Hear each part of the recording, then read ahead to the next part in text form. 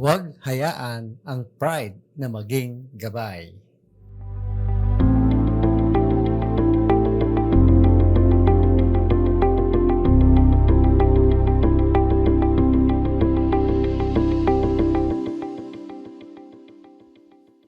Kamusta po kayo? Pastor Arnold po. Don't let pride be your guide. Bawat pag-aaway na pinagdadaanan mo sa isang relasyon ay may kasamang elemento ng pagmamataas o yung pride. Ano ang gitnang letter ng salitang pride? I. Ano ang gitnang letter ng salitang crime? I. Ano ang gitnang letra ng salitang sin? I. Meron po tayong I problem. Gusto ko ang gusto ko at gusto ko ito ngayon na. At nagdudulot iyon ng lahat ng uri ng problema. Sa katunayan, ang pagmamataas o yung pride ang ugat ng bawat iba pang kasalanan.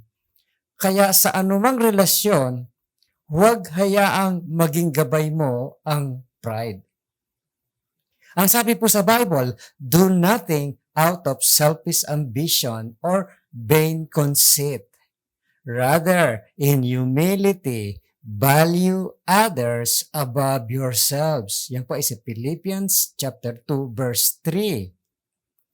Sa talatang ito, itinuturo ni Apostol Pablo ang dalawang uri ng pagmamataas na nagdudulot ng conflict. Ang isa sa kanila ay ang makasariling ambisyon o yung selfish ambition. At ang isa ay walang kabuluhang pagmamataas o yung vain conceit. Yung selfish ambition, sinasabi niya, it's all about me.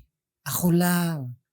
At yung vain conceit naman, naniniwala, I am always right. Lagi akong tama. Ang makasariling ambisyon ay nagdudulot ng lahat ng uri ng problema. Ang sabi po sa James chapter 3 verse 16, where you have envy and selfish ambition, there you find disorder and every evil practice. Kapag may kalituhan sa iyong lugar ng trabaho o sa iyong church o sa iyong tahanan, iyong pamilya at maging sa gobyerno, malalaman mo na ang selfish ambition at jealousy ang sanhi nito. Ang kayabangan ay ang attitude na palagi kang tama. Ang isa pang translation dito sa Philippians 2 verse 3, ganito po yung mababasa natin. Don't live to make a good impression on others. Yan po ay sa The Living Bible. Ginagawa ito ng mga tao sa bawat larangan ng buhay. Ngunit ito ay lalong kitang-kita sa social media. Ito ay isang malaking temptation na gawin mas mahusay o maganda ang iyong sarili sa internet kesa sa ikaw talaga. Ang pagmamataas ay humahantong sa lahat ng uri ng conflict sa relationship. Kung nais mong maging masaya sa iyong mga relasyon, kailangan mo magkaroon ng pagkakaisa o yung harmony, at kung magkakaroon ka ng harmony, kailangan mo magkaroon ng humility o kababaang loob. Huwag kailanman hayaan maging gabay mo ang pride. Think about this, my friend. Which of your relationships are guided by pride? Which are characterized by humility? Alin daw sa ating mga relationship ang kinakikitaan ng pagmamataas o alin naman ang kinakikitaan ng pagpapakumbaba? Think about that. Number 2, What are practical ways you can maintain humility in a relationship? Ano daw yung mga practical na kaparaanan upang mapanatili natin ang humility o yung kababaang loob sa isang relasyon?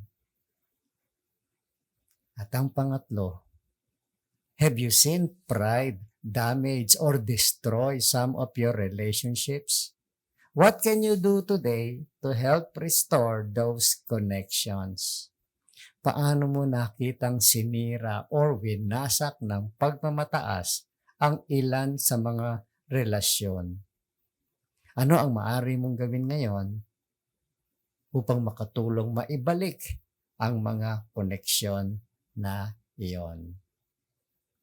Ito po si Pastor Arnold Adriano at ang encouragement na ito ay provided ng Malabon Community Church.